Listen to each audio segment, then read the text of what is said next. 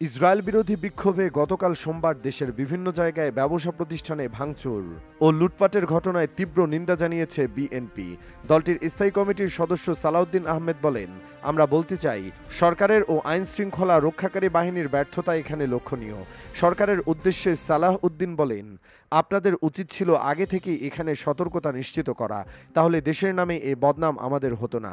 আজ মঙ্গলবার দুপুরে ঢাকা বিশ্ববিদ্যালয়ের রাজু ভাস্কর্যের সামনে ফিলিস্তিনে গণহত্যার প্রতিবাদে বাংলাদেশ জাতীয়তাবাদী ছাত্র দলের বিক্ষোভ সমাবেশ করে। সেখানে তিনি এসব কথা বলেন।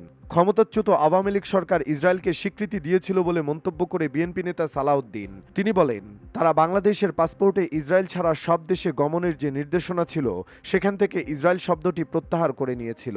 তার মানে তারা ইসরায়েলকে স্বীকৃতি দিয়েছিল, অথচ তারা বাংলাদেশের মুসলমানের পক্ষে, সারা পৃথিবীর মুসলমানদের পক্ষে মায়াকান্নাও কাঁদত।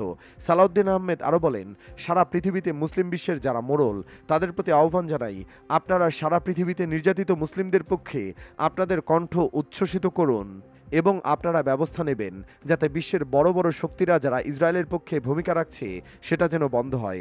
অবিলম্বে ফিলিস্তিনে গণহত্যা বন্ধের দাবি জানান বিএনপির এই নেতা। হাসিনা সরকার আড়ি পাতা যন্ত্র পেগাসাস স্পাইওয়্যার ইসরায়েল থেকে খরিদ করেছিল বলেন সালাউদ্দিন। তিনি বলেন, আজকে হাসিনা যেখানে আশ্রয় নিক না কেন, বাংলাদেশের মানুষ এই আওয়ামী ফ্যাসিবাদী ইসলাম বিদ্বেষী আওয়ামী লীগের বিরুদ্ধে ধিক্কার জানিয়ে যাবে। বিএনপির ছাত্র বিষয়ক সম্পাদক রফিকুল ইসলাম বকুল বলেন, যেসব রাষ্ট্র এমন গণহত্যার পরেও চুপ হয়ে আছে তাদের ধিক্কার জানাই। সমাবেশ সঞ্চালনা করেন ছাত্রদলের সাধারণ সম্পাদক নাসির উদ্দিন।